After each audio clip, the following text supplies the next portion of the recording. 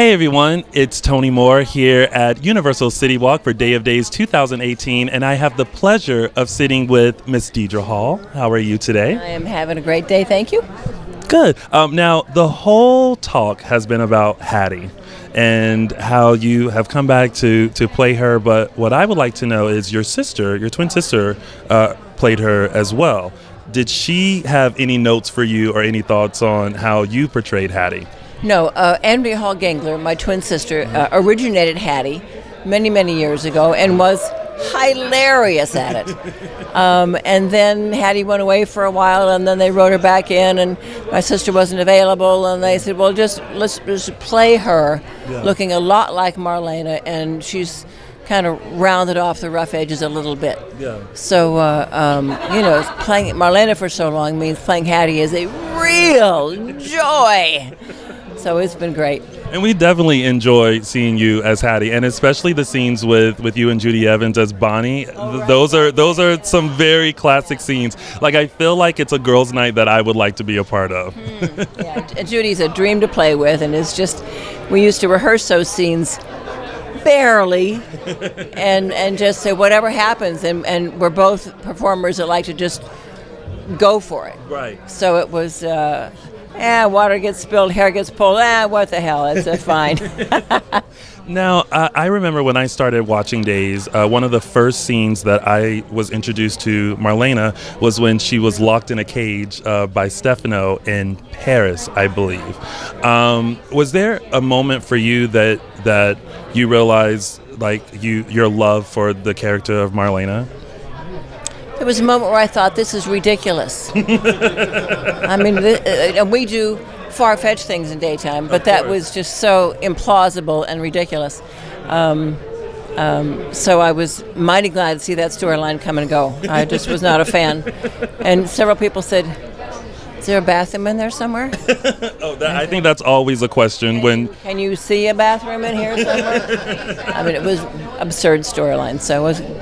But just remember Marlena being locked away so often. There was the cage, there was the secret room, and I remember thinking very young, like, oh my gosh, this poor woman, why do they keep hiding her away from everyone and locking her in places? But of course, I loved it, and I always loved your interaction with Eileen Davidson as Kristen. You two had just such a great chemistry with each other. So I thank you for all of those moments. That's been great.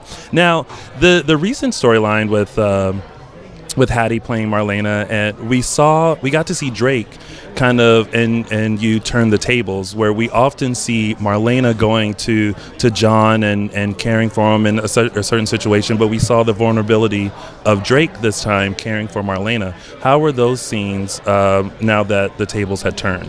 Well, the great joy of that time period was playing Hattie.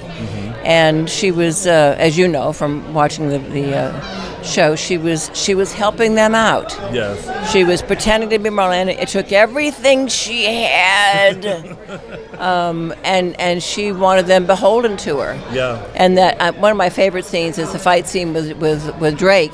Hattie fighting John. Oh my gosh!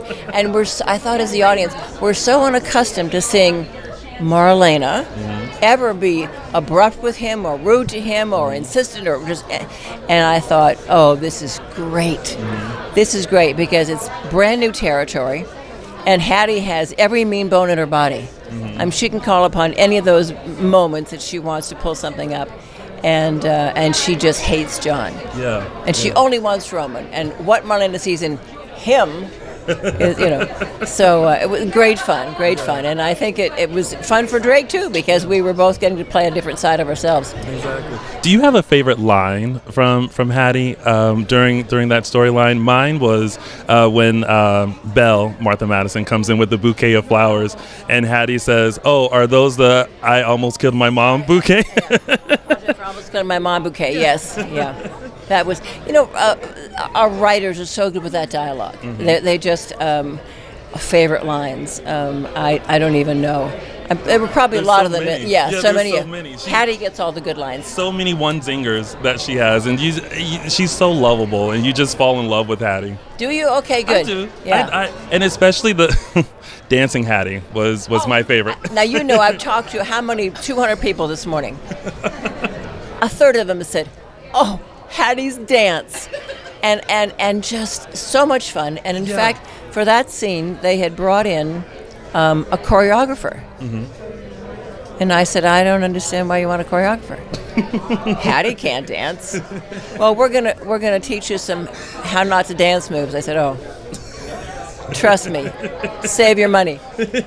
So it was great fun to kind of just whatever occurred, and there was a choreographer standing off stage who just went, "I don't know what she's doing here."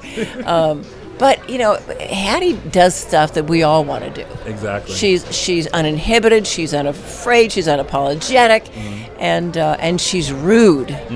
And that's my favorite part about her.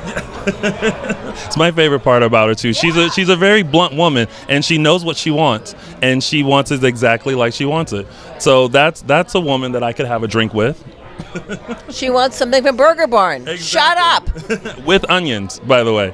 Now, I know you're not too big on games, but we're gonna attempt this one. She's gonna do this with me. See how we do. I feel like you're gonna do great. Like, you're such a legend in daytime. I think you can tell the difference between these two.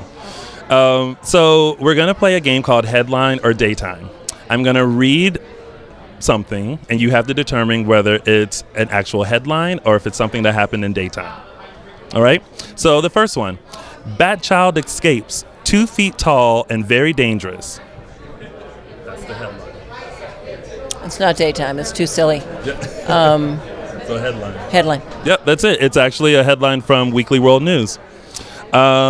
This one. I don't get that. I don't read that. Okay. I don't need. I glance at those while I'm in the grocery store line and think, how odd is that? And thank God I don't live in that town, wherever that's happening. You know, of course, that it's not happening. I do, but the woman behind me does not. So she feels very engrossed in it. So this one, sister attempts to sell her half sister on the black market. Oh, that's Sammy. That's it. That's daytime. That was it. Let's see. Let's hope this one is a hard one. I'm sweating bullets now. All of a sudden, I feel like I have to. It's like you have to be on your best behavior. Okay. E-cig blows up hospital. Grandmother accused of negligence. What is e-cig?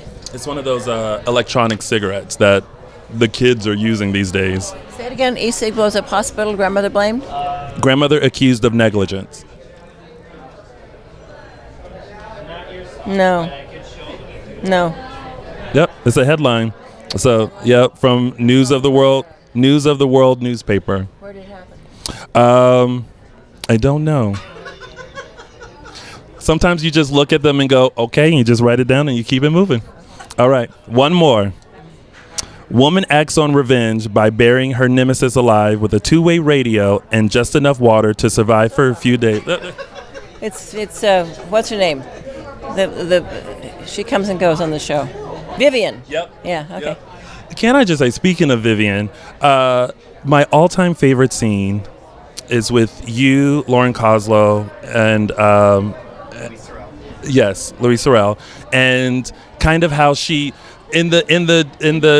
Yes, and she kind of mentioned how, like, you were possessed, and just that girl group right there was just such an amazing scene. What was it like for you all to sit there and film that scene and kind of get digged at the history that the characters have? Well, listen, this is all Ron Carlivati. Yeah. This is his genius of bringing back old storylines, keeping them fresh, reminding the audience of, these three have a real history here.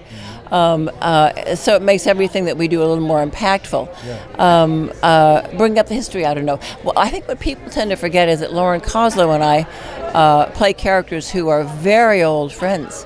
You know that? Yeah. They go way, way, way back, and we are often in the habit of reminding the producers or the director, no, these two are friends. If it got to be bad, they'd have each other's backs. And, it's the white knight and the black knight. I mean, she's just as sophisticated and smart and compromised as she can be, and Marlena is as I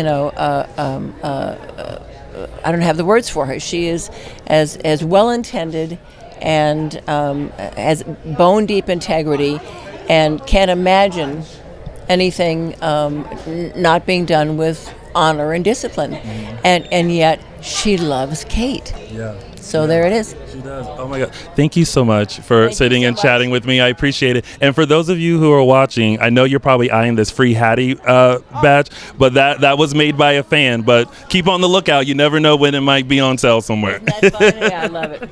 Thank you guys for tuning in, and thank you so much.